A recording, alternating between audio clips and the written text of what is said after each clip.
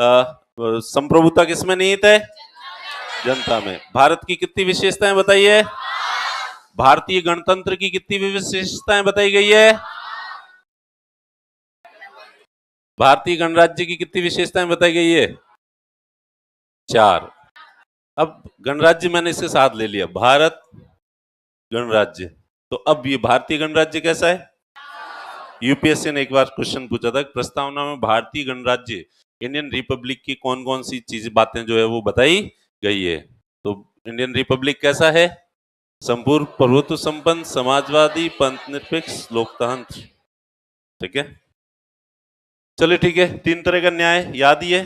अब ऐसा भी कोई है जिसको 5 तरह की स्वतंत्रता पता नहीं है? विचार, अभिव्यक्ति, विश्वास, धर्म और उपासना। फ्लो के साथ कौन बोल सकता है 5 तरह की स्वतंत्रताएं? ब्लैक मैन को खड़ा करूंगा मैं अगेन। हाँ चलो बताओ देखें। हाँ, thought expression, faith, belief, faith and worship. ठीक है, चलो बैठो देखें। तुम खड़े हो जाओ। हाँ। विचार, अभिव्यक्ति, विश्वास, धर्म और उपासना, ये तो खैर याद ही होगा, सभी को याद होगा। और समता कितने तरह की है? 2। कौन कौन सी? और संविधान को क्या करना है? अंगीकृत। क्या प्रस्तावना संविधान किया, संशोधन किया जा, प्रस्तावना संविधान का भाग है? पहले क्या माना था? कौन से मामले में? बेरुबाड़ी का। केशवानंद भारती में कहा कि भाग है। चलो ठीक है, लेकिन ये अनुच्छेदों की भांति प्रभावी नहीं है। क्या प्रस्तावना में संशोधन किया जा सकता है? लेकिन क्या नहीं होना चाहिए? बेसिक स्ट्रक्चर के साथ छेड़छाड़ नहीं होनी चाहिए। क्या संशोधन किया गया? कितने शब्द जोड़े गए? कौन कौन से?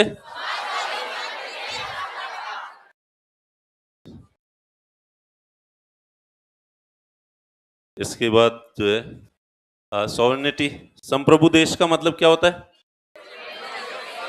कोई देश जो पूरी तरह से स्वतंत्र होता है, तो उसको कहते हैं जो अपने सभी डिसीजंस उसके को किसी अन्य अथॉरिटी या किसी अन्य देश के अधीन किसी भी रूप में डायरेक्ट या इनडायरेक्टली किसी की दूसरे कंट्री में नहीं हो। 15 अगस्त 1947 से पहले भारत क्या था? Dominion state. 15 अगस्त को क्या बना? और सॉरी, पहले था कॉलोनी।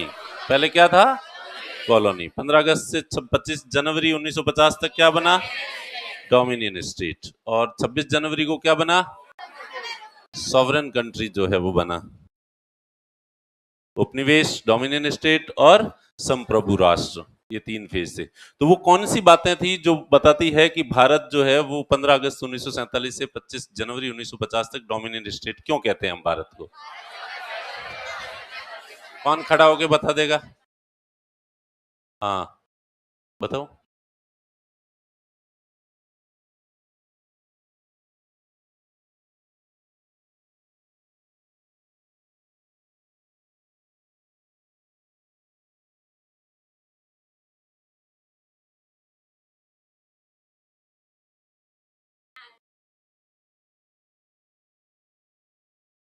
Very good. क्या होता है? थो तुतका नोगे।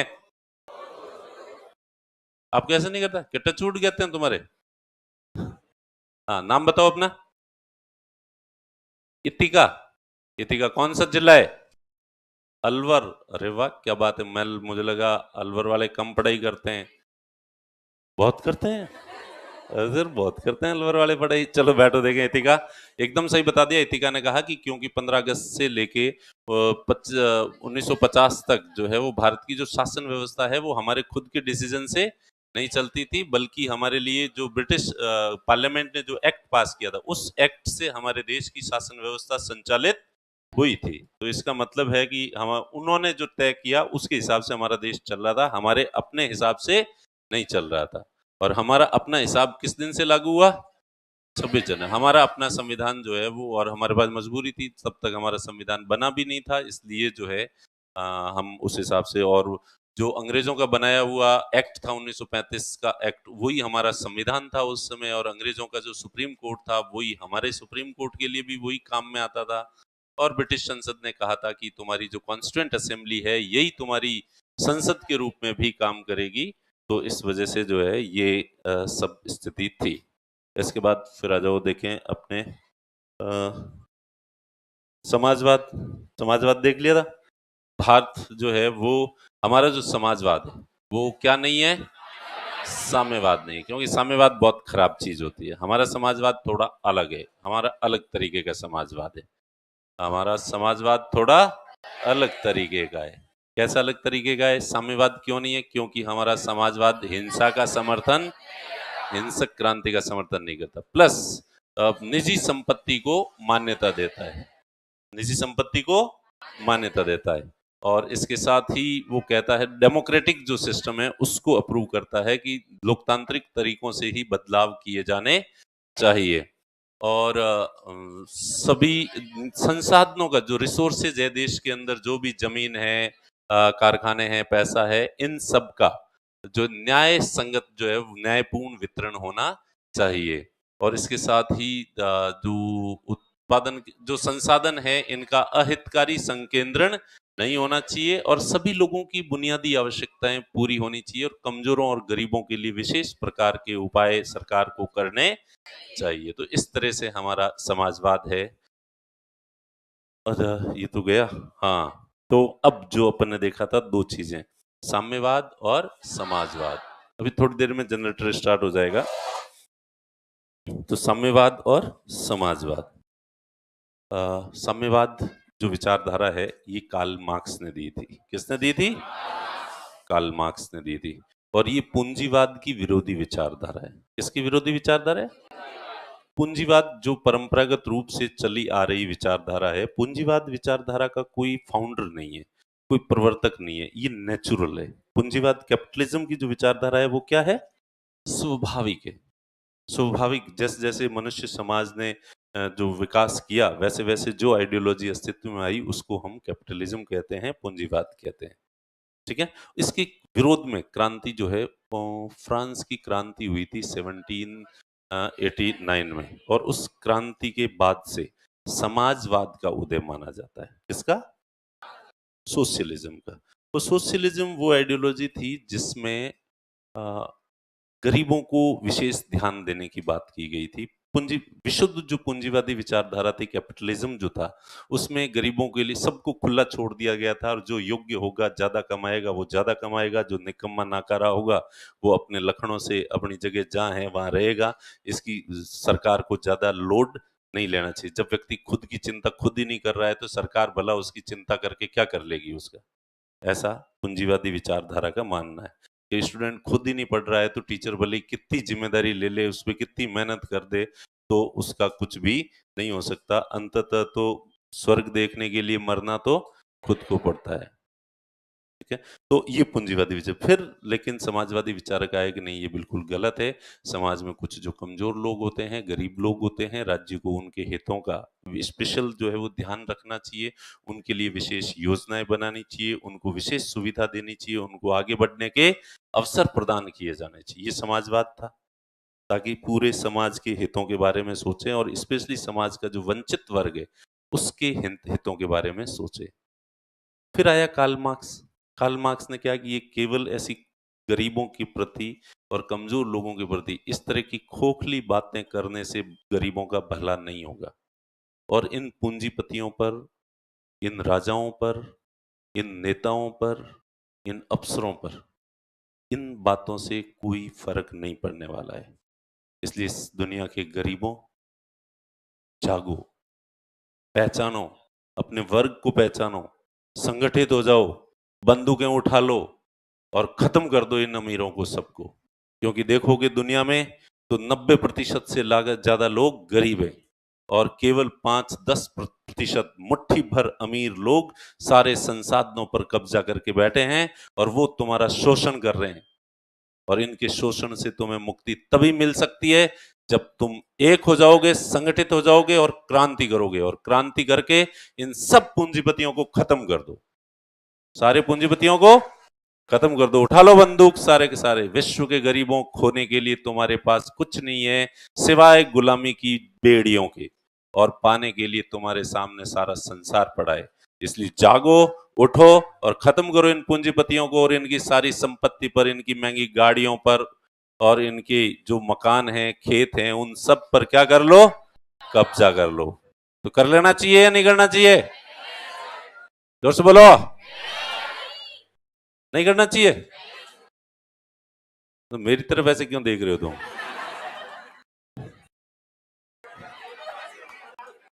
हाँ? अच्छा, मेरी गाड़ी से ही शुरुआत करोगे? तो एक बात तो फैक्ट है कि तुम सब ने मुझे अमीर मान लिया और खुद को गरीब मान लिया। जैसे हाँ, तुम्हारे मन में एक के भी विचार नहीं आया ये कि अरे यार ये हमारे खिलाफ है। ऐसा आया भाव तुम्हारे? अरे यार ये क्रांति हुई तो अपने को खत्म कर देंगे। ऐसा विचार तुम्हारा आया ही नहीं। तुम्हें मेरी या तो चिंता हुई या मुझे लूटने की इच्छा हुई। दोनों में से एक हुआ हो गए, या तो पाप पाड़ हो गए। ठीक है? तो इसलिए जो इंडियन मानसिकता है ही ऐसी, हर आदमी अपने आप को क्या गिनता है, काउंट करता है? पर तुम गरीब नहीं हो, गरीब और लोग हैं। गरीब देखे नहीं है तुमने अभी। गरीबी का मतलब तुम क्या समझो रमेश बाबू? गरीबी का मतलब समझना है तो देखना, बेचारे जो झुग्गी झोंपड़ियों में जो लोग रहते हैं वो हैं। वो आएंगे और तुम सबको खत्म कर देंगे। कर दें तुम्हें खत्म? चलो ठीक है। तो कुल मिला के तो मार्क्स ने, इसलिए मार्क्स हिंसक क्रांति में विश्वास करता है। कहता है, गरीबों को कहता है कि तुम ये जो क्षेत्रवाद है, भाषावाद है, सांप्रदायिकता है, धर्म है, जाति है, भाषा है, ये सब नकली क्लासिफिकेशन है समाज का। तुम्हारा ध्यान डाइवर्ट करने के लिए है, ताकि तुम सब गरीब एक न हो जाए। इसलिए अमीरों ने ये षड्यंत्र करके अलग अलग क्षेत्रवाद को प्रोत्साहन दिया, अलग अलग धर्मों को प्रोत्साहन दिया, अलग अलग जातियों में लोगों को बांट दिया, ताकि गरीब आपस में संगठित न हो पाए। और ये राष्ट्रवाद अलग अलग देशों के अंदर बांट लिया। तो मार्क्स ने कहा कि कोई राष्ट्रवाद नहीं होता, भारत माता के नारे लगाने की कोई जरूरत नहीं है। भारत माता के नारे लगवा के और तुम्हें तुम्हारी जो मूल समस्याएं हैं उनसे ध्यान भटकाया जाता है। ईश्वर का नाम लेके तुम्हारी मूल समस्याओं से ध्यान भटकाया जाता है कि व्यक्ति जो है वो ये मान लेता है कि ये ईश्वर की इच्छा है, ईश्वर की इच्छा के सामने मेरा कुछ भी नहीं है। और अपनी जो तकलीफें हैं इनको या तो अपने पूर्व जन्म के कर्मों का फल मान लेता है व्यक्ति, या ईश्वर के आदेश मान लेता है। ये बात गलत है इसका मतलब। इसलिए लाइट कट गई। ठीक है? तो व्यक्ति जो वो धर्म का विरोध करते हैं। मार्क्स जो है, मार्क्सवादी आइडियोलॉजी किसका विरोध करती है? धर्म का विरोध करती है। ठीक है? और राष्ट्रवाद का विरोध करती है और निजी संपत्ति का विरोध करती है। प्राइवेट प्रॉपर्टी नहीं होनी चाहिए, सब कुछ सरकारी होना चाहिए। और हर व्यक्ति अपने सामर्थ्य के हिसाब से, अपनी क्षमता के हिसाब से मेहनत करे और अपनी आवश्यकता के अनुसार जो है उसको प्रतिफल दिया जाए। और आवश्यकताएं सबकी समान होती है और बुनियादी आवश्यकताएं सबकी इतनी होती है, रोटी, कपड़ा और मकान, बस। और ये सबको मिल जाए और उसके बाद जो है वो सब कुछ सरकारी हो, जमीन, कोचिंग, कारखाने, ट्रेनें, बसें, सब कुछ सरकारी हो। और उसमें ताकि किसी तरह की असमानता नहीं रहेगी, कोई अमीर नहीं होगा और कोई गरीब नहीं होगा। इस तरह की कार्ल मार्क्स की जो है वो आइडियोलॉजी है। ओके? हाँ बोलो। तो लेकिन हमारा जो समाजवाद है, ये समाजवाद न तो हिंसक क्रांति का विरोध करता है, न धर्म का विरोध करता है, न राष्ट्रवाद का विरोध करता है, न आय के समान वितरण की बात करता है, आय के इक्वल डिस्ट्रीब्यूशन की बात नहीं करता, बल्कि क्या कहता है? योग्यता के आधार, मेरिट बेस्ड डिस्ट्रीब्यूशन होना चाहिए। एक आदमी सुबह से शाम तक मेहनत करता है, सुबह 7 बजे क्लासें लेनी शुरू करता है, रात के 9 बजे तक क्लास लेता है, बच्चों की दूसरी समस्याएं भी सुनता है, मैनेजमेंट की जो प्रॉब्लम्स होती है वो भी दिमाग के अंदर भरी रहती है, बच्चों के बीच में वही घिसे पिटे चुटकुले, वही कहानियां बार बार सुनानी। लोग हंसते हैं तो लोगों की हंसी पर हंसी आती है कि क्यों हंस रहे हैं। मैं ये चुटकुला इससे पहले 20 बार सुना चुका हूँ और 20 बार लोग इसी तरह से हंसे थे। मुझे इस पे कोई चुटकी हंसी नहीं आ रही, मुझे तो रोना आ रहा है कि आज और कितनी बार मुझे ये सुनाना पड़ेगा। तो तुम्हें क्या लगता है हमारा जो काम है वो इतना सरल है? ये कि ये रटी रटाई बातें, ये साम्यवाद और ये समाजवाद में पता नहीं कोई 100 भी 200 भी 500 भी बार बता रहा हूँ। ठीक है, लोग बदल जाते हैं, मैं वो के वो का, हम लोग वो के वो ही रहते हैं। ये बहुत मुश्किल है। और एक आदमी है, सुबह उठते ही थैली ले लेता है और शाम तक थैली पीता रहता है, और सरकार कहती है दोनों को बराबर मिलना चाहिए। उसको भी 2 टाइम की रोटी दे दो, इसको भी 2 टाइम की रोटी और 2 जोड़ी कपड़े दे दो बस। तो बराबर होना चाहिए या न्यायपूर्ण वितरण होना चाहिए? तुम तो पूंजीवादी समाजवादी हो, साम्यवादी नहीं हो। चलो ठीक है। तो इस तरह से जो है हमारा साम्यवाद, हमारा समाजवाद जो है वो साम्यवाद नहीं है, हमारा समाजवाद फेबियन समाजवाद है। कैसा? फेबियन समाजवाद। ब्रिटेन के अंदर जो समाजवादी विचारधारा डेवलप हुई थी उसको फेबियन समाजवाद कहते हैं, और नेहरू जी का जो समाजवाद है वो भी फेबियन समाजवाद ही है। ओके, चलिए। तो इस तरह से जो है, इसके बाद एक और आइडियोलॉजी लिखी हुई आती है, माओवाद। कौन सा वाद? माओवाद। तो माओवाद वैसे लिखने की जरूरत तो है नहीं, आपकी जरूरत तो पड़ेगी नहीं। माओ से तुंग जो है वो चीन का तानाशाह था पहला, और वो चीन का राष्ट्रपिता है। चीन का राष्ट्रपिता कौन है? अपने जैसे महात्मा गांधी जी है, वैसे वैसे चीन का जो राष्ट्रपिता है वो है माओ से तुंग। तो अपने राष्ट्रपिता ने तो कहा है कि एक शासक की या एक नेता की वास्तविक शक्ति जो है वो जनता के दिलों में उसके प्रति कितना प्यार है, वो शासक की रियल शक्ति है।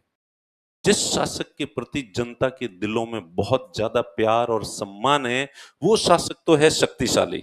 वो शासक तो है शक्तिशाली। और जिस शासक के प्रति जनता के दिलों में कोई प्यार नहीं है, सम्मान नहीं है, तो फिर वो उसको धूड़ है, उसका जीना व्यर्थ है। तो शासक की वास्तविक शक्ति क्या है? जनता के दिलों में उसके प्रति। मौत से तुम कहता है ये प्यार व्यार सब धरे रह जाएंगे जनता के दिलों में। Power raise from the barrel of gun. शक्ति का उदय बंदूक की नोक से होता है। किससे होता है? जिसके पास गन है ना, असली ताकत उसके पास है। ये कोई जनता के दिलों इलों में कहीं पे भी नहीं है। और किसी के यूं गन रख दो तो जनता तो जो है खड़ी खड़ी टॉयलेट करने लग जाएगी अंदर। इसलिए शासक की वास्तविक शक्ति उसके बाद हथियार कितने हैं, उसके बाद सेना कितनी है, और उसके बाद ताकत कितनी है। जो ताकत का मतलब जो होता है वही ताकत होती है। ऐसा किसने कहा? माओ से तुंग। ठीक है।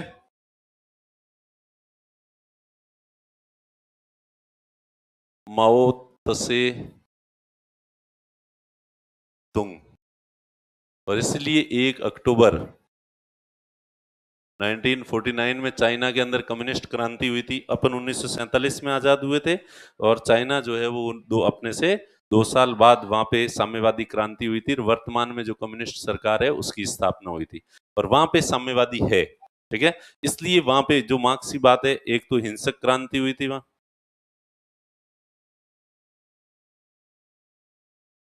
क्या हो गया?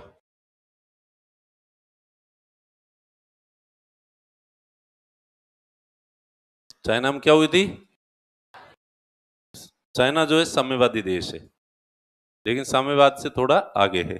वहां हिंसक क्रांति कब हुई थी? 1 अक्टूबर 1949 को। वहां पे लोकतंत्र नहीं है, एक पार्टी का ही शासन है। चाइनीज कम्युनिस्ट पार्टी जो है उसी का शासन है। उसके जो कार्यकर्ता होते हैं वही राष्ट्रपति और प्रधानमंत्री का चयन करते हैं। आम आदमी को वोट देने का कोई अधिकार नहीं है। और पहले कोई निजी संपत्ति वगैरह नहीं थी चाइना में, सारी संपत्ति सरकार की थी, और बाकी सब लोग सरकार के एम्प्लॉय थे। भले किसान है तो वो जो खेत में खेती कर रहा है वो भी सरकार का एम्प्लॉय है, खेती करते जाओ, सारी पैदावार सरकार ले लेती थी। तो और किसान को कहती थी कि तुम्हें 2 टाइम की रोटी, 2 जोड़ी कपड़े मिल जाएंगे, और एक कमरे का मकान मिल जाएगा, और मस्त रहो, इससे ज्यादा तुम्हें कुछ ही किसी चीज की जरूरत नहीं है। बीमार पड़ोगे तो सरकार अपने आप इलाज कराएगी, और तुम्हारे बच्चों के लिए सरकारी स्कूल में अपने आप पढ़ाई कर लेना, इसके अलावा किसी चीज की जरूरत नहीं है। हालांकि एक अलग बात है कि चाइना ने फिर 1978-79 में आर्थिक सुधार लागू कर दिए, इकोनॉमिक रिफॉर्म्स लागू कर दिए, और साम्यवाद को छोड़ के इकोनॉमिक्स के मामले में उन्होंने पूंजीवाद को अपना लिया। क्या अपना लिया? कैपिटलिज्म अपना लिया, और इसलिए चाइना आर्थिक मोर्चे पर तेजी से प्रगति कर रहा है, और हम जो है वो समाजवाद का डिंडोरा पकड़ के 91 तक बैठे रहे। कब तक बैठे रहे? उसके बाद मनमोहन सिंह जी और पीवी नरसिम्हा राव ने आर्थिक सुधार लागू करके हमारे देश में भी किसको अपनाया? पूंजीवाद को, कैपिटलिज्म को। ठीक है, तो ये था। तो यहाँ पे लोकतंत्र है नहीं, और ये सारी धर्म को बिल्कुल, चीन के अंदर जो है कोई भी व्यक्ति मंदिर मस्जिद या कुछ ही नहीं बना सकता। वहां पे अगर सरकार को पता चले कि धर्म को मानता है तो पकड़ पकड़ के पीटते हैं उसको। वहां धर्म को बिल्कुल ही जो है वो क्या कर दिया गया है? लोकतंत्र नहीं है वहां पे। संसाधन आवश्यक संसाधनों का अब हालांकि प्राइवेटाइजेशन जो है वो कर दिया है। ये वर्ग संघर्ष में विश्वास करते हैं, जबकि वो वर्ग सहयोग में। हिंसक क्रांति वहां पे हुई थी, धर्म को वो नहीं मानते, राष्ट्रवाद को ये मानते हैं। ठीक है, निजी संपत्ति का विरोध। तो अब माओ की जो विचारधारा तीन है। मार्क्स ने कहा था कि क्रांति जो है वो केवल मजदूर कर सकते हैं। क्रांति कौन कर सकता है? केवल मजदूर कर सकते हैं, किसान क्रांति नहीं कर सकता। इसलिए जिस किसी देश में इंडस्ट्रियलाइजेशन जब तक चरम पर नहीं पहुंचेगा तब तक वहां क्रांति नहीं हो सकती। इसलिए हर देश के लोगों को इंतजार करना चाहिए और इंडस्ट्रियलाइजेशन का इंतजार करना चाहिए, और औद्योगिकीकरण होगा। उद्योगों में किसान क्या खेतों के अंदर अलग अलग रहता है, आपस में मिलता जुलता नहीं है, इसलिए उसके अंदर एकता नहीं आ सकती। लेकिन कारखानों के अंदर मजदूर, एक एक कारखाने में 5-5 10-10 हजार मजदूर एक साथ काम करते हैं, एक साथ रहते हैं, रात दिन एक साथ रहते हैं, इसलिए उनके अंदर एकता की भावना आएगी, और वो फिर संगठन क्रांति होगी। दुनिया के हर देश में एक टाइम आएगा जब इंडस्ट्रियलाइजेशन चरम पे पहुंचेगा, तब क्रांति होगी, पहले क्रांति नहीं होगी। अब चीन के अंदर माओ त्से को क्रांति करवानी थी, तो उसने लगा कब तो इंडस्ट्रियलाइजेशन होगा और इसमें तो 100 साल लग जाएंगे, क्रांति तो अभी करनी है। इसलिए माओ त्से ने कहा ना, किसान भी क्रांति कर सकता है, क्रांति के लिए इंडस्ट्रियलाइजेशन होना कोई जरूरी नहीं है। तो इसलिए माओ की विचारधारा इस मामले में जो है वो मार्क्स से अलग है। दूसरा, राष्ट्रवाद का विश्वास करता है। माओ कहता है कि नहीं नहीं, माओ त्से ने चीन की जनता को जोड़ने के लिए राष्ट्रवादी नारे लगाए थे, क्योंकि सामने चियांग काई शेक की सरकार थी और उसको अमेरिका और ब्रिटेन सहयोग कर रहे थे, सामने वाली पूंजीवादी सरकार का। किसकी सरकार थी सामने? चियांग काई शेक, और उसको पूंजीवादी सरकार थी। कैसी सरकार थी? कैपिटलिस्ट गवर्नमेंट थी, और उसको अमेरिका ब्रिटेन सहयोग कर रहे थे। तो इसलिए माओ त्से ने उस सामने वाली सरकार को बदनाम किया कि ये विदेशियों के हाथ की कठपुतली है, इसलिए चाइना के साथ ये गद्दारी करेगा। असली देशभक्त नहीं है। असली देशभक्त होता तो वो विदेशियों की गोद में जाके नहीं बैठता। तो इसलिए देशभक्ति का नारा देके, चाइना माता की जय बुला के उसने चाइना के अंदर क्रांति कराई थी। मार्क्स ने तो कहा था देश राष्ट्रवाद जो है वो बकवास है, इसने कहा कि नहीं, राष्ट्रवाद जरूरी, क्योंकि इसकी आवश्यकता थी, राष्ट्रवाद। ओके। फिर तीसरी चीज थी, इसको पता था, मार्क्स ने कहा था कि साम्यवाद किसी एक देश के अंदर जिंदा नहीं रह सकता। एक देश के अंदर साम्यवादी सरकार की अगर स्थापना होगी तो जो पूंजीवादी शक्तियां हैं, ताकतें हैं, वो उसको कुचल देगी।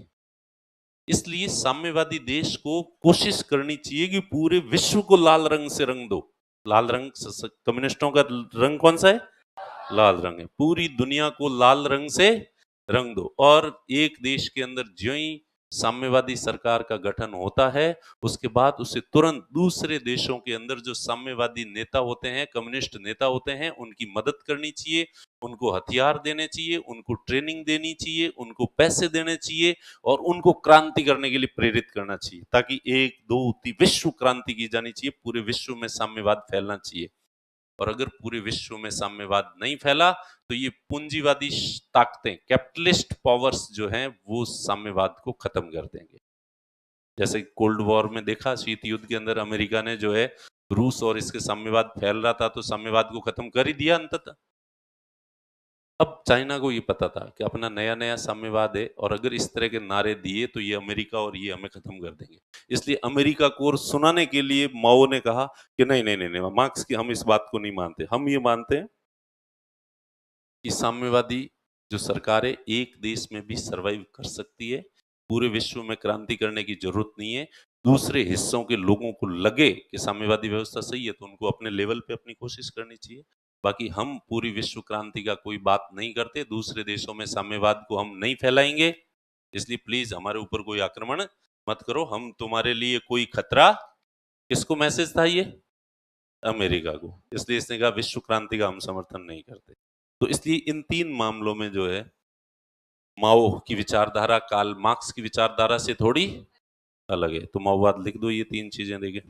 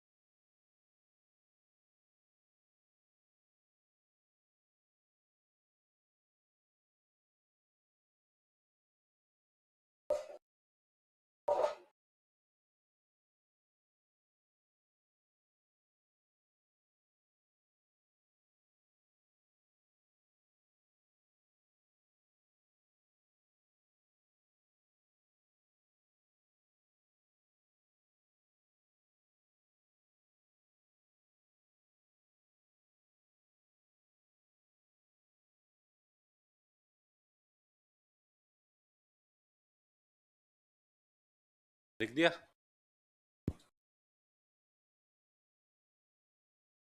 और इसलिए हमारे यहाँ के जो आदिवासी हैं, वनवासी जो लोग हैं, ये जो नक्सली हैं, ये जो क्रांति करते हैं तो ये अपने आप को क्या कहते हैं? माओवादी कहते हैं।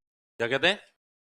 माओवादी कहते हैं, क्योंकि यहाँ इंडस्ट्रियलाइजेशन हुआ नहीं है और किसान या बिना इंडस्ट्री डेवलप हुए भी लोग क्रांति कर सकते हैं, इस आइडियोलॉजी के ये नजदीक हैं इसलिए। चलो अगला आ जाओ, देखें पंथ निरपेक्षता, सेकुलरिज्म।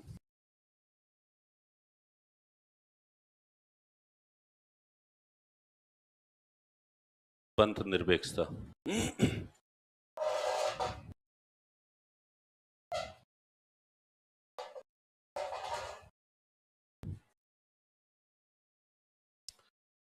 भारत एक पंथ निरपेक्ष देश है। India is a secular country.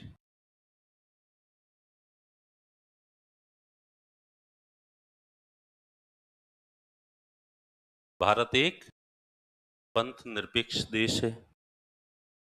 India is a secular country.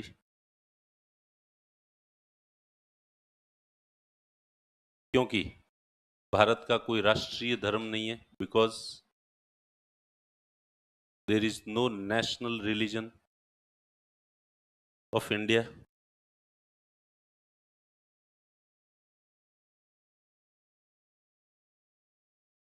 Bharat का कोई राष्ट्रीय धर्म नहीं है, because there is no national religion of India.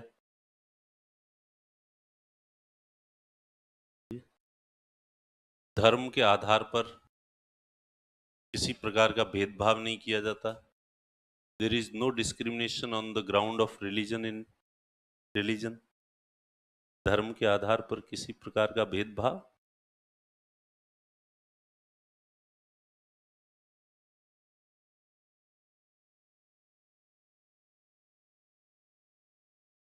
There is no discrimination on the ground of religion. Religion के ग्राउंड पे किसी तरह का discrimination. There is a rule of law, यहाँ विधि का शासन है।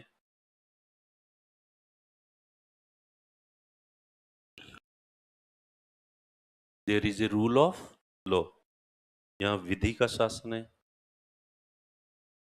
And there is equality before law, तथा विधि के समक्ष सभी समान है।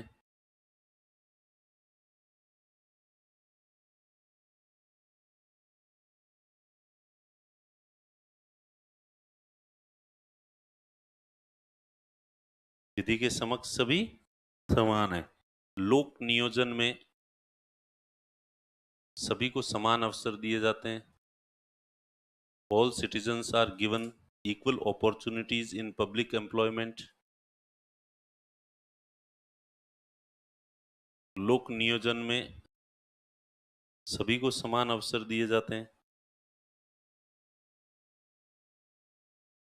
धर्म के आधार पर किसी व्यक्ति को वंचित नहीं किया जाता। All citizens are given equal opportunities in public employment. All citizens are given equal opportunities in public employment. No one is deprived on the ground of, इसी में continuation है, no one is deprived on the ground of religion. धर्म के आधार पर किसी को वंचित नहीं किया जाता। धार्मिक स्वतंत्रता एक मूल अधिकार है। Freedom of religion is a fundamental right. धार्मिक स्वतंत्रता मूल अधिकार है।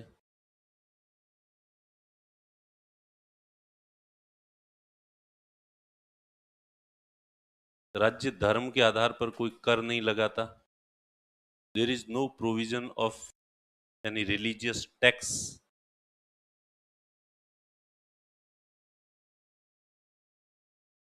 धर्म के आधार पर कोई कर नहीं लगाता।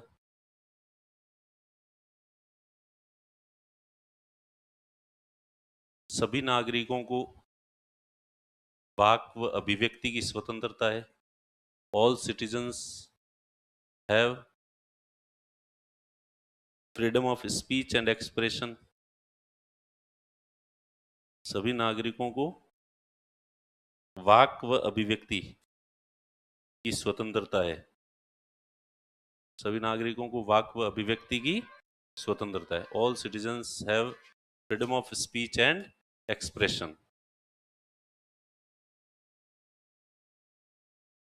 तो ये सारी बातें क्या सिद्ध करती है कि भारत क्या है? सेकुलर कंट्री है। कोई राष्ट्रीय धर्म नहीं है। धर्म के आधार पर किसी नागरिकों में किसी तरह का भेदभाव नहीं किया जा सकता। सरकारी योजनाएं हो या सरकारी नौकरी हो, सभी लोगों को बिना धर्म के आधार पर भेदभाव किए सबको समान अवसर उपलब्ध करवाए जाते हैं।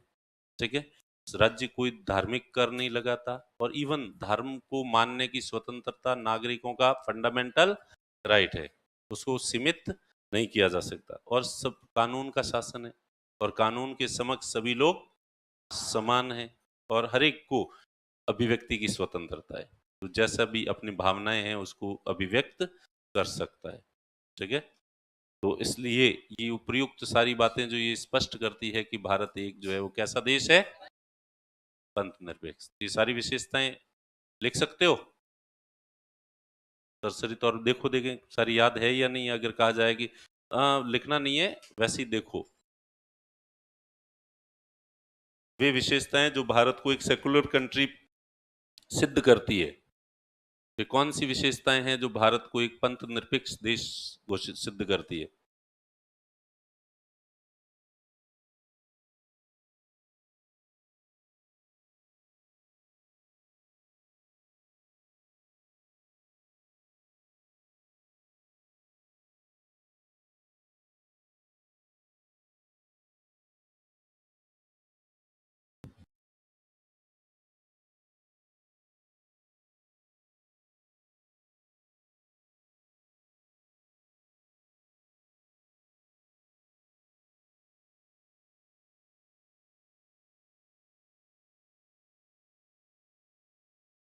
ठीक है। लेकिन अब देखो, भारतीय पंथ निरपेक्षता पाश्चात्य पंथ निरपेक्षता से अलग है। देखो देखें, एक लाइन छोड़ के लिखो। लेकिन भारतीय पंथ निरपेक्षता पाश्चात्य पंथ निरपेक्षता से भिन्न है। But Indian secularism is different from the western secularism.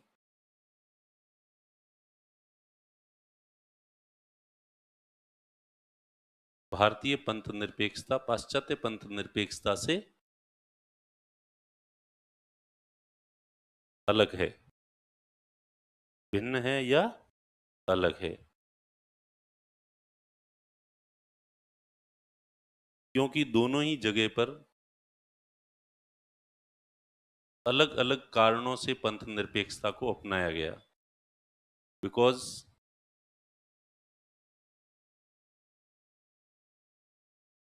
India and western world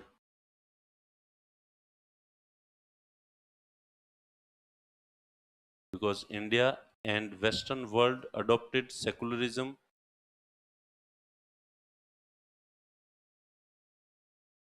in different circumstances.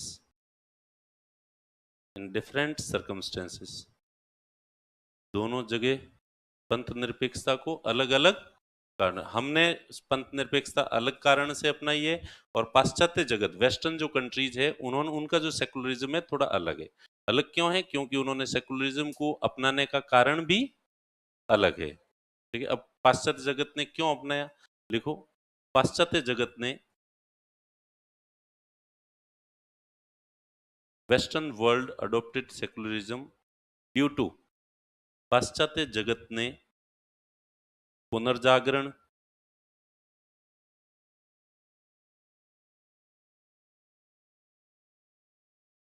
धर्म सुधार आंदोलन,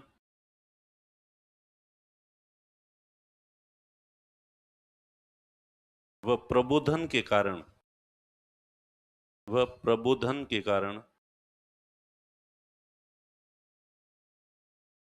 पंथ निरपेक्षता को अपनाया। Western world adopted secularism due to रिनेशा,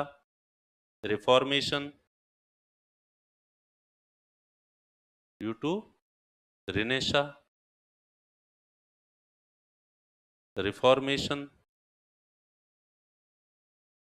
and enlightenment.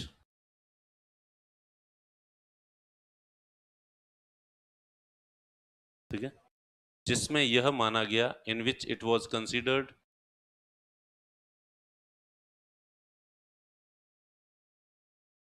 जिसमें यह माना गया कि धर्म आस्था का विषय है,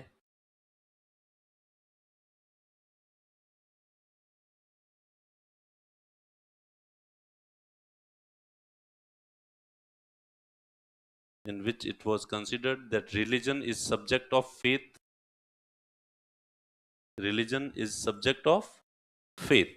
धर्म किसका विषय है? आस्था का विषय। इसमें तार्किकता को अधिक महत्व नहीं दिया जाता, logic is given no more importance.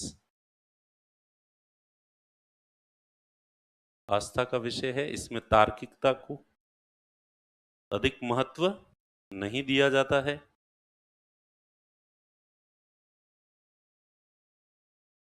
इसलिए प्रायः इसमें अंधविश्वास जन्म लेते हैं। देयरफॉर जनरली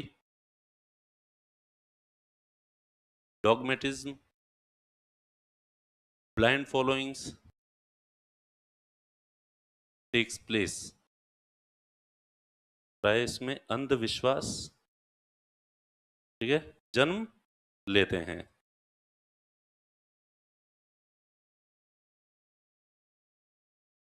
तो पुनर्जागरण, धर्म सुधार आंदोलन में ये बातें क्लियर हो गई कि धर्म जो है वो किसका विषय है?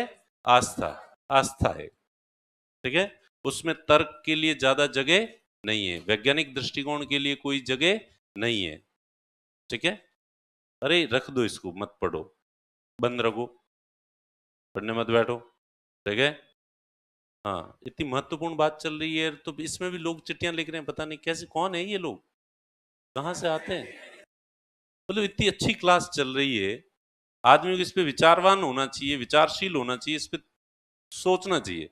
और ऐसे में भी अगर कोई पर्चियां लिख रहा है और आगे ट्रांसफर कर रहे हैं तो उनसे निकम्मा मुझे लगता नहीं कोई है। ठीक है, लाइट मोमेंट्स चल रहे हो उस समय तो चलो कोई लिख भी दे, इसका मतलब तुम्हारा पढ़ाई में तो ध्यान है ही नहीं। इतनी देर से मैं क्या समझा रहा हूँ इसकी तरफ तो तुम्हारा ध्यान ही नहीं जा रहा है। इतनी गंभीर बात चल रही है, नहीं चल रही है? और ऐसे में भी पर्चियां ला रहे हो और तुम पढ़ रहे हो यहाँ बैठे, मेरी बात ही नहीं सुन रहे हो। पर्ची में क्या लिखा है तुम्हारे लिए ये ज्यादा मायने रखता है। जैसे एग्जाम में तो नहीं देखनी हमने, यहीं रख दो। तो पर ऐसी बात चल रही हो, पढ़ाई चल रही हो, उस समय कैसे ध्यान जा सकता है किसी का ही। ठीक है, तो इसलिए प्लीज थोड़ी पढ़ाई का रेस्पेक्ट कर लो। इससे मुझे लगता है कि जैसे मतलब मैं जो यूं ही टें टें टें टें कर रहा हूँ कि सर ये नोट्स, सब पे नोट्स मिल जाएंगे, उसमें लिखी हुई क्या बोल रहे हो आप, तो हमारे पर्चियां पढ़ लो बस। हाँ, एंटरटेन कर लो, चुटकुले सुना दो चार। सीरियस रहो थोड़े, इस तरह से मत करो थोड़ा। क्या कहा है मैंने? हम्म। तो पुनर्जागरण के दौरान ये स्वीकार किया गया कि धर्म आस्था पे टिका हुआ होता है, उसमें तर्क को ज्यादा महत्व नहीं दिया जाता है, और जहां तर्क नहीं होगा, केवल आस्था होगी, वहां अंधविश्वास जन्म लेंगे। तो इसलिए धर्म अंधविश्वासों को जो है वो प्रेरित करता है। धर्म किसको प्रेरित करता है? अंधविश्वासों को बढ़ावा देता है, लॉजिक को ज्यादा महत्व नहीं देता। इसलिए धर्म जो है इंडिविजुअल सब्जेक्ट होना चाहिए। हर व्यक्ति, तुम घर में बैठ के तुम्हें जो धर्म मानना है वो मानो। ये ठीक है, अंधविश्वासों को जन्म देते हैं। इसलिए लिखो आगे, इसलिए, ये इसलिए ताकि, तो वो सेंटेंस आगे बढ़ाना होता है। ठीक है, इसलिए राज्य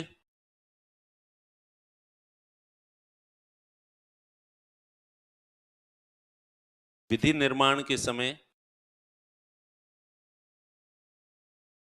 धार्मिक विश्वासों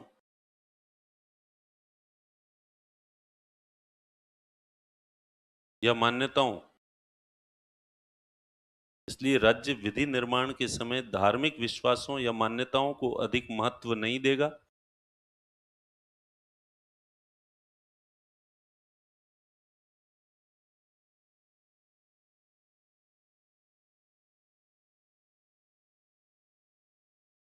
धार्मिक विश्वासों या मान्यताओं को अधिक महत्व नहीं देगा, बल्कि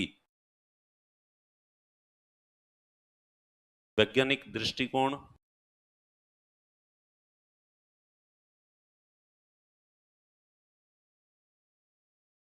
मानववाद,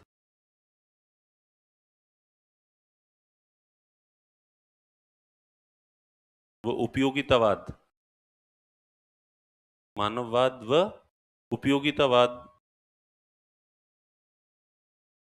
को आधार बनाकर विधि निर्माण करेगा, को आधार बनाकर विधि निर्माण। Therefore state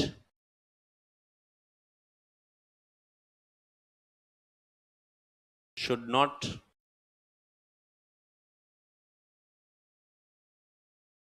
give more importance, state should not give more importance to religious beliefs,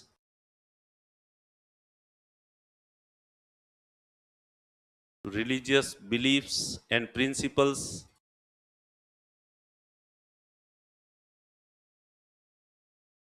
when it make when it makes laws and rules and regulations.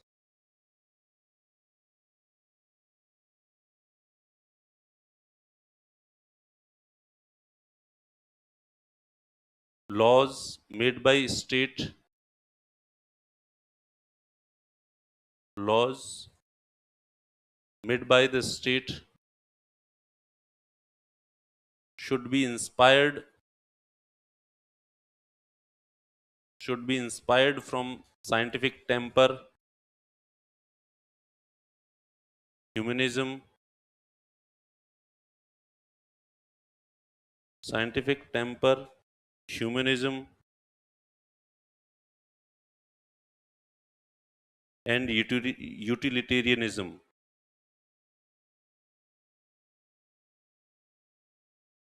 Utilitarianism, utility से बना, utilitarianism.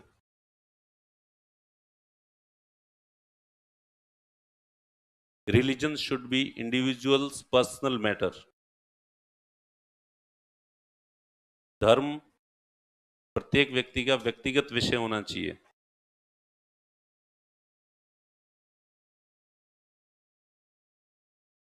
Religion should be individuals personal matter. प्रत्येक व्यक्ति का व्यक्तिगत विषय होना चाहिए।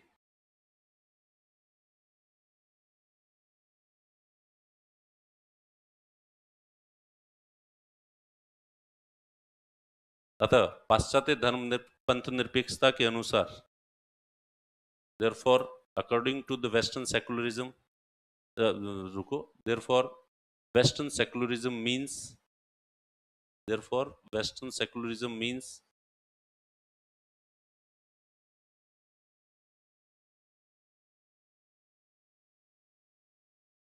complete separation of religion from the state,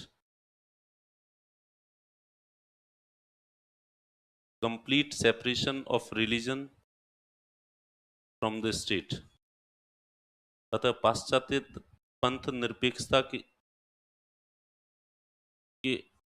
पाश्चात्य पंथ निरपेक्षता के अनुसार धर्म को राज्य से पूर्णतः पृथक कर दिया जाना चाहिए।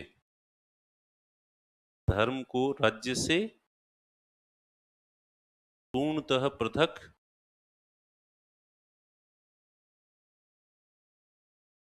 अतः क्या है, अतः पाश्चात्य पंथ निरपेक्षता के अनुसार धर्म को राज्य से पूर्णतः पृथक कर दिया जाना चाहिए। राज्य से धर्म जो है पूरी तरह क्या कर देना चाहिए, अलग।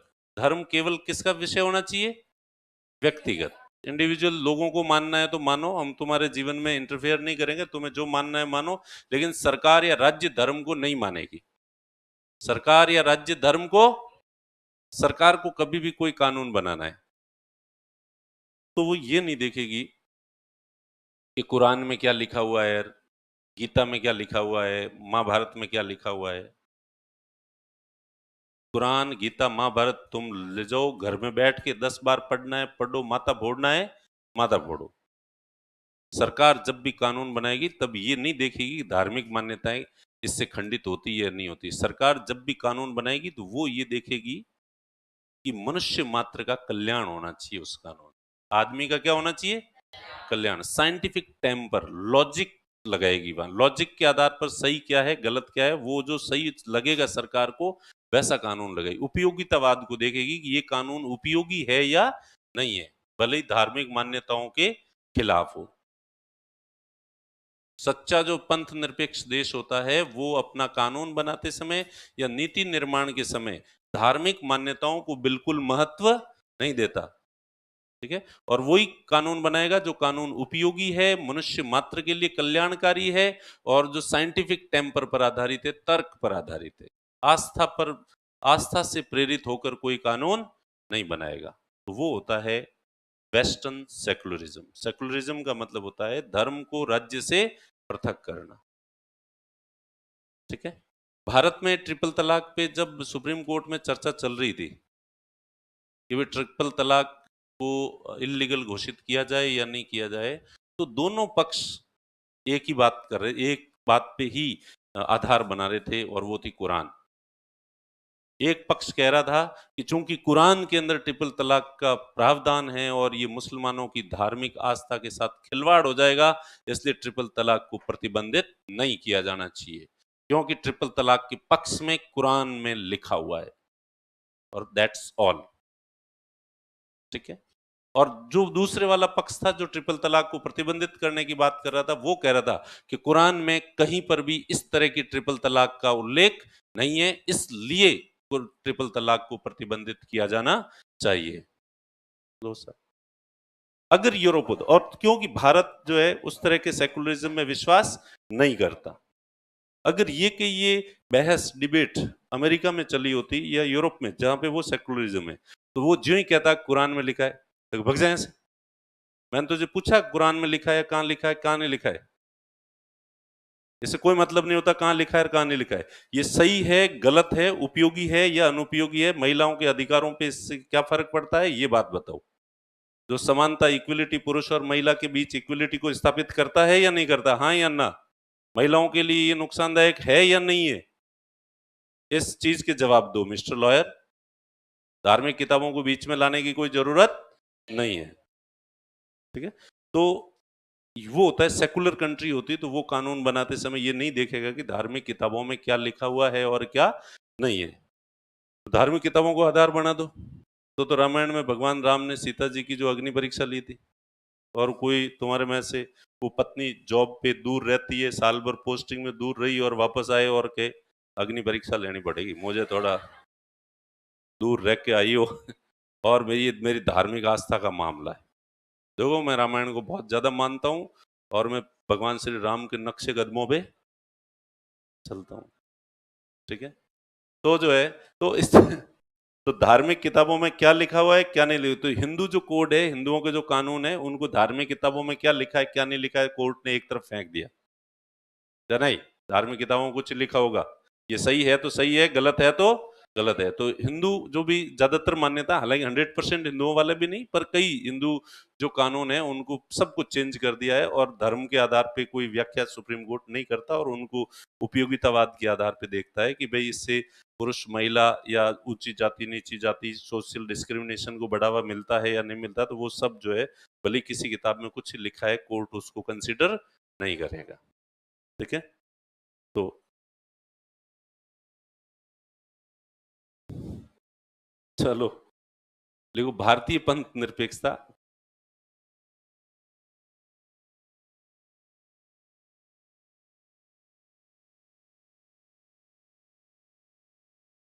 भारतीय पंथ निरपेक्षता में धर्म को राज्य से पृथक नहीं किया गया है। In Indian secularism, religion is not separated from the state.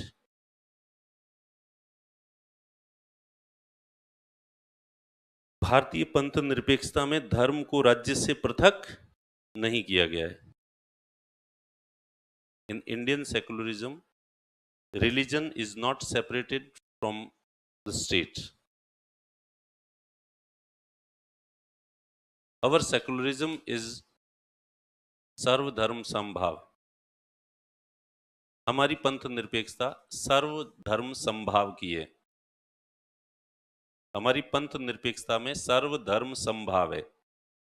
हमारी पंथ निरपेक्षता में सर्वधर्म समभाव है। अवर सेकुलरिज्म इज सर्वधर्म समभाव, अर्थात राज्य सभी धर्मों के साथ समान व्यवहार करेगा। It means state shall behave equally with all religions।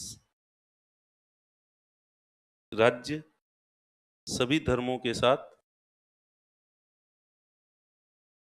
समान व्यवहार करेगा, समान भाव रखेगा। राज्य सभी धर्मों के साथ समान व्यवहार रखेगा या एक समान भाव रखेगा।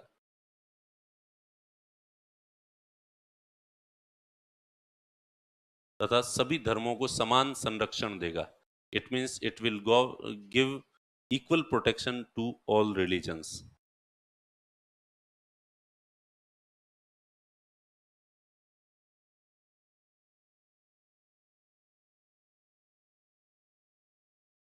सभी धर्मों को समान संरक्षण देगा।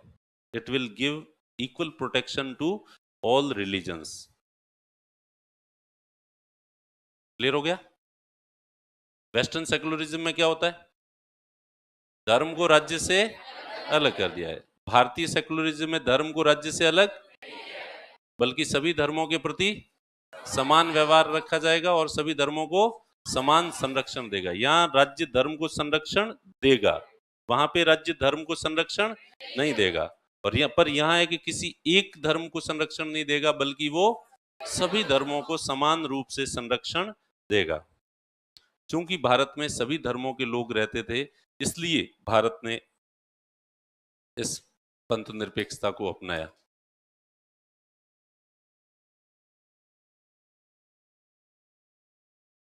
सभी धर्मों के लोग रहते थे, इसको इंग्लिश में प्रॉपर क्या कहेंगे?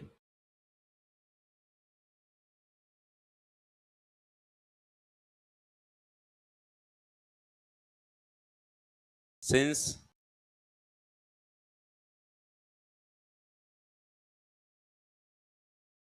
since there were so many religions in India, since there were so many religions in India,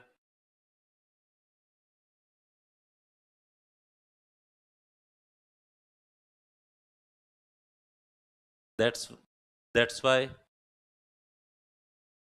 we adopted this secularism. Bharat में सभी धर्मों के लोग रहते हैं, इसलिए हमने इस पंथ निरपेक्षता को अपनाया है। ठीक है, हमने उस मैच्योरिटी की वजह से नहीं अपनाया कि भाई धर्म की वजह से आडंबर और अंधविश्वास उत्पन्न होते हैं और इसलिए राज्य के नीति निर्माण में धर्म का ज्यादा योगदान नहीं होना चाहिए और लोगों के अंदर कोई पुनर्जागरण और ऐसी भावनाएं आ गई है। हमारे यहाँ अभी पुनर्जागरण की दौर नहीं आया है। अभी भी हमारे यहाँ पे जो लोग है, जनता है, इनके जीवन में धर्म इनका आधार है। धर्म लोगों के जीवन का आधार है। ठीक है, और इसलिए धर्म को राज्य से पूरी तरह से अलग नहीं किया जा सकता। इसलिए राज्य जो है सभी धर्मों को समान संरक्षण देगा ताकि जो माइनॉरिटीज है उनके मन में किसी तरह की इनसिक्योरिटी नहीं हो। इसलिए हमने ये कहा है कि हम सभी धर्मों का समान जो है वो ध्यान रखेंगे, आपको घबराने की कोई जरूरत नहीं है। ठीक है, तो माइनॉरिटीज को आश्वासन देने के लिए हमने जो है ये सेकुलरिज्म जो है वो अपनाया है, न कि पुनर्जागरण की वजह से हमने सेकुलरिज्म अपनाया है। हमने किस लिए अपनाया है?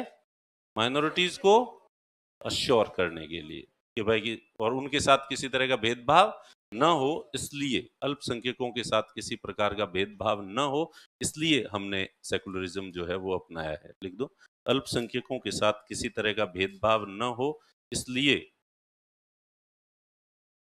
we adopted secularism so that there should not be discrimination with the minorities.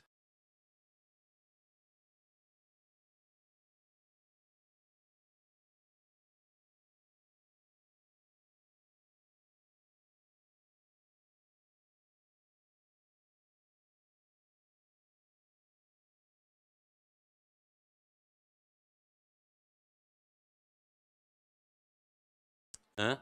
We adopted secularism so that there should not be discrimination with the minorities. There should not be discrimination with the minorities. That's why we adopted secularism. We adopted secularism so that there should not be discrimination with the minorities. अल्पसंख्यकों के साथ किसी तरह का भेदभाव नहीं होना चाहिए, सभी लोगों के प्रति समान भाव रखना है, इसलिए हमने जो है पंथ निरपेक्षता को अपनाया है। ठीक है, अब अगर वेस्टर्न सेकुलरिज्म के हिसाब से देखें तो क्या इंडिया सेकुलर है? नहीं। पाश्चात्य जो डेफिनेशन है जिसमें कि धर्म को राज्य से एकदम अलग किया जाता, उस हिसाब से इंडिया सेक्युलर नहीं है।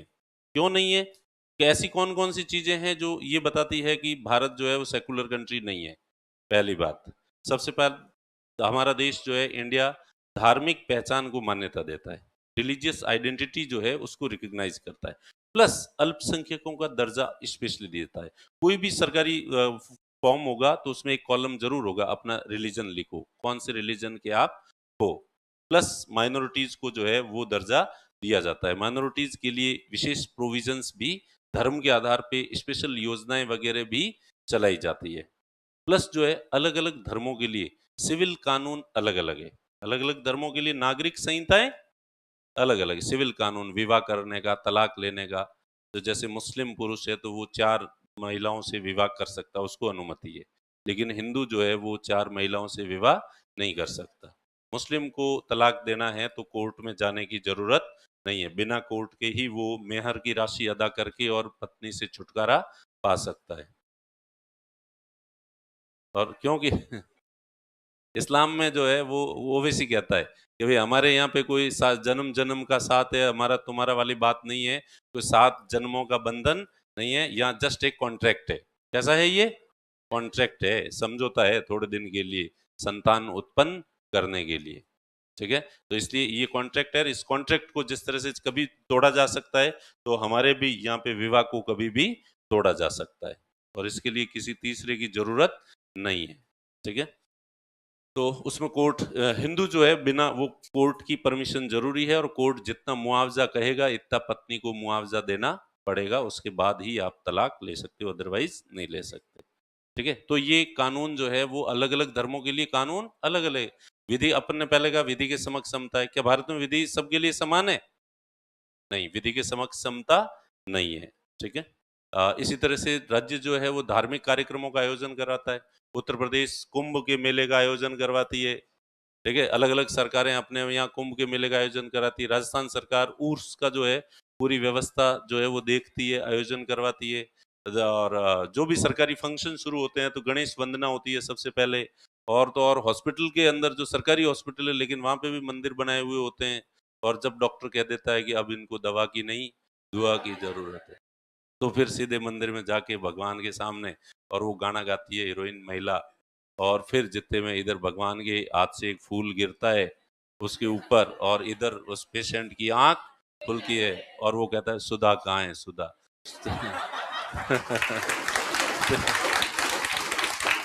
फिर वो पास खड़े होते हैं कि देखो डॉक्टर ने तो हाथ खड़े कर दिए थे, उसने तो कह दिया था कि अब दवा की नहीं, दुआ की ज़रूरत है।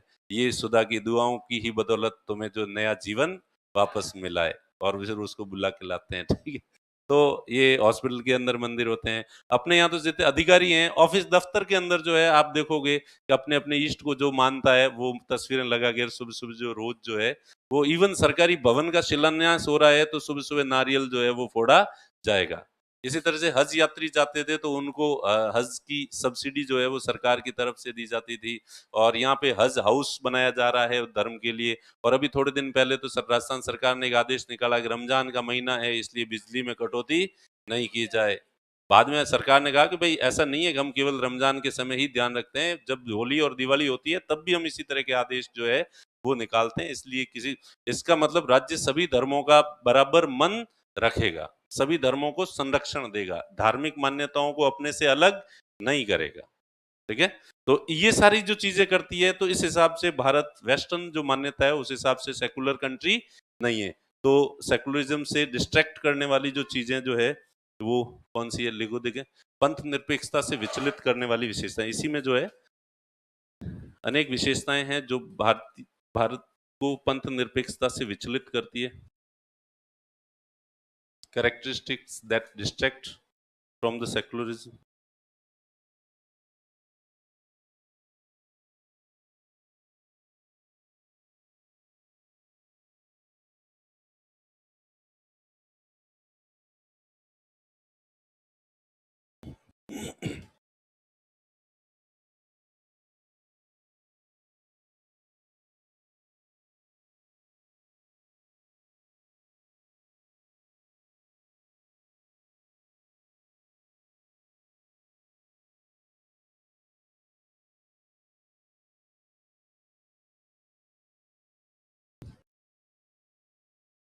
ये लिख दो ये सारी पॉइंट लगा के लिखने की जरूरत नहीं है, जैसे पहले लिखी है वैसी की वैसी बातें।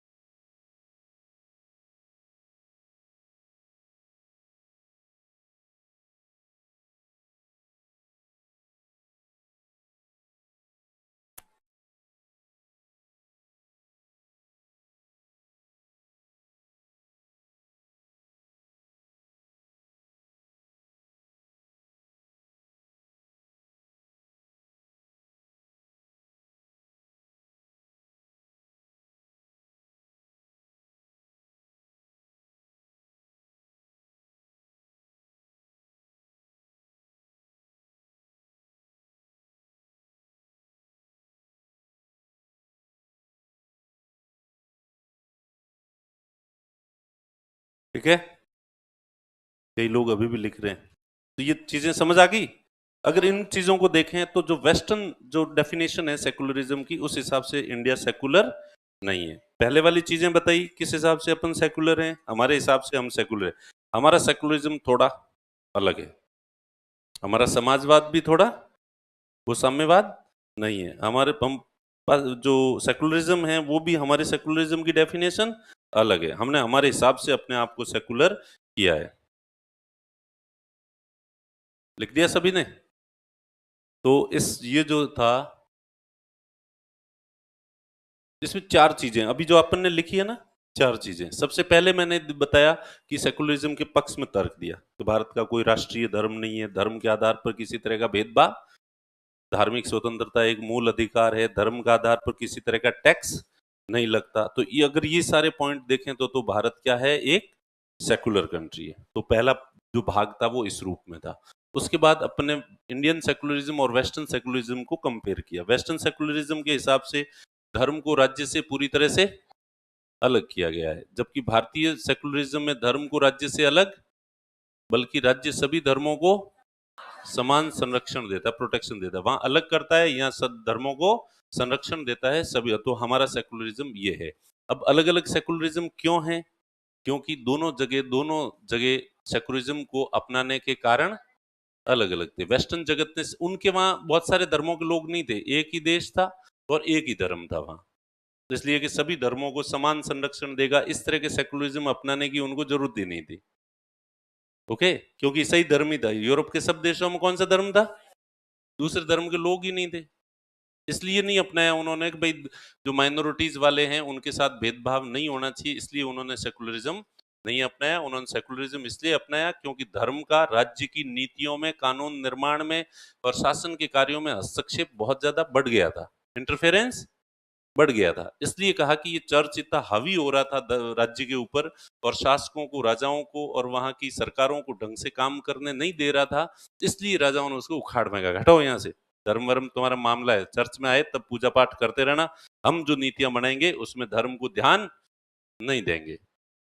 ठीक है, तो इसलिए उन्होंने जो है सेकुलरिज्म को अपनाया था। क्योंकि हमने सेकुलरिज्म क्यों अपनाया? हमारे यहाँ ऐसा कोई धर्म का या इतना इंटरफेयर, और इतना चर्च का या किसी का इतना इंटरफेयर राज्य के उसमें नहीं था। तो इसलिए हमने कहा कि सभी लोग धर्मों के लोग रहते हैं, और इसलिए सबको ये आश्वासन होना चाहिए कि धर्म के आधार पर किसी तरह का भेदभाव नहीं होना चाहिए। फिर भारतीय पंथ निरपेक्षता क्या है? सभी धर्मों के प्रति समभाव, सर्वधर्म समभाव। और इस हिसाब से देखें तो फिर जो वेस्टर्न सेकुलरिज्म है उससे भारतीय सेकुलर जो है वो हमारा देश विचलित करने वाली कौन कौन सी विशेषताएं हैं? चार भाग थे, देख लो, देखें पीछे आंसर लिखा है इसमें, आपको चार भाग समझ में आ रहे हैं कहां से कहां तक कौन सा है? और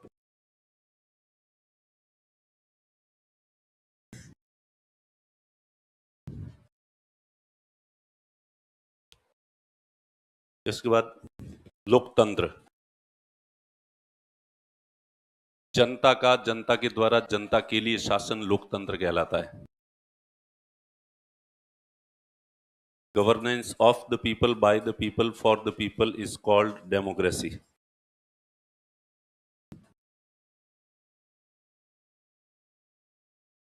ये तो बचपन से याद करते आए हो। किसने दी थी ये डेफिनेशन? अब्राहम लिंकन ने।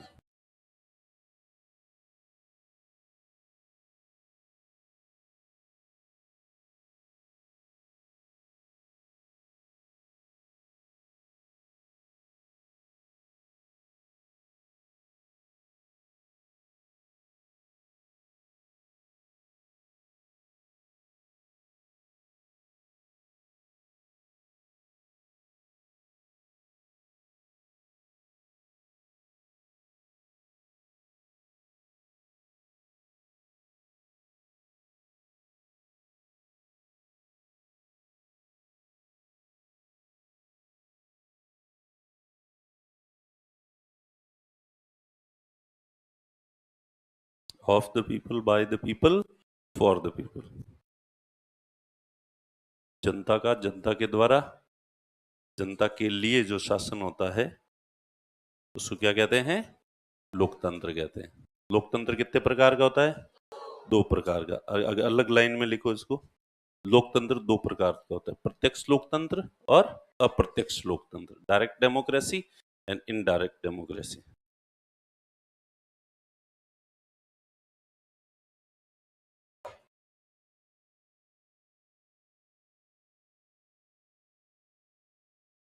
प्रत्यक्ष लोकतंत्र, अभी प्रत्यक्ष लोकतंत्र की परिभाषा लिखाऊंगा, ये वाला डायग्राम मत बनाना।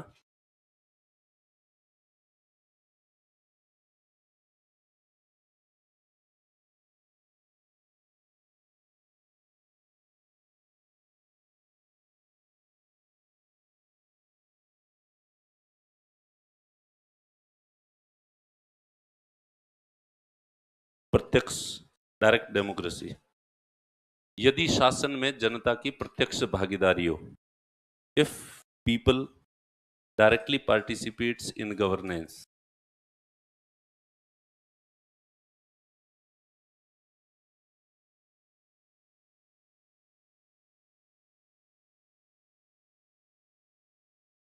शासन में जनता की प्रत्यक्ष भागीदारी हो,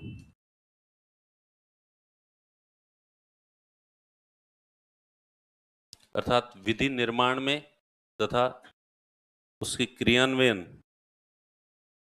में जनता भाग लेती हो। It means if people participate in the law making procedure and its implementation.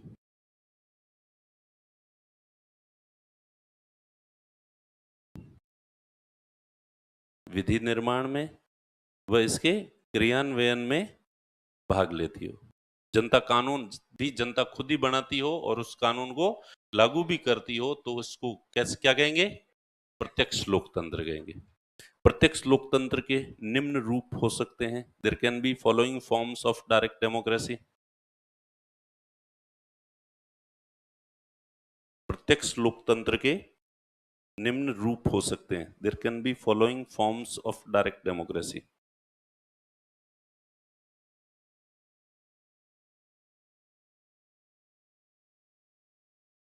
अब एक एक लिखो देंगे। सबसे पहले लिखो referendum.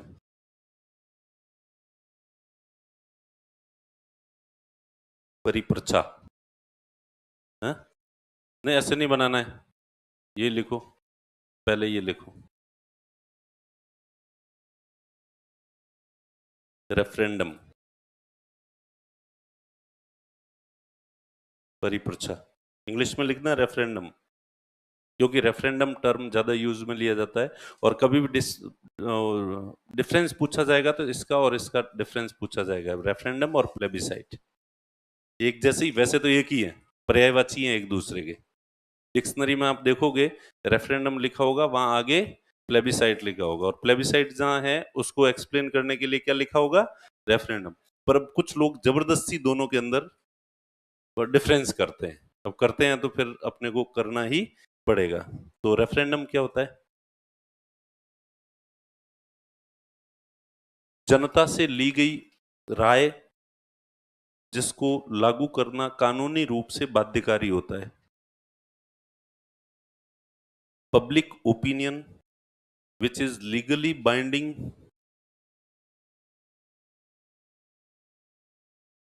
To implement.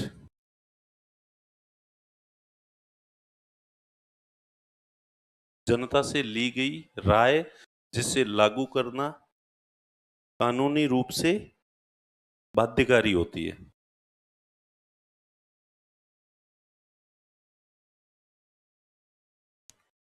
Public opinion which is legally binding to be implemented, to implement. जनता से ओपिनियन करवाई, वोटिंग करवाई कि ब्रेग्जिट, कि ब्रिटेन को यूरोपियन यूनियन से बाहर अलग होना चाहिए या नहीं होना चाहिए, और ब्रिटेन की पब्लिक ने जो वोट दिया कि ब्रिटेन को जो है वो बाहर होना चाहिए, तो अब पब्लिक ने ओपिनियन दे दी, तो अब इसको जो है वो लागू करना जरूरी हो जाता है, तो वो है रेफरेंडम। और जनता के द्वारा ली गई ओपिनियन जिसको लागू करना कानूनी रूप से बाध्यकारी नहीं होता है, तो उसे कहते हैं प्लेबिसाइट। ठीक है। अब रेफरेंडम में रेफरेंडम में एक लाइन और लिखो, सामान्यतया विदेश नीति से संबंधित मामलों में रेफरेंडम का प्रयोग किया जाता है। Generally referendum is used in external affairs, विदेश नीति से संबंधित मामलों में रेफरेंडम का प्रयोग किया जाता है। Generally referendum is used in external affairs related matters.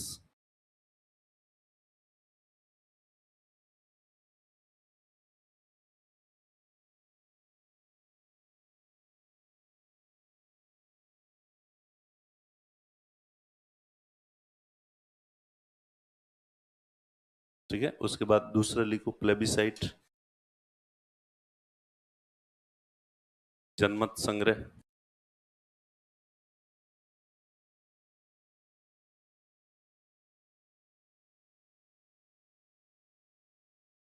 इसमें जनता से राय ली जाती है, लेकिन जनता की इस राय को लागू करना कानूनी रूप से बाध्यकारी नहीं होता।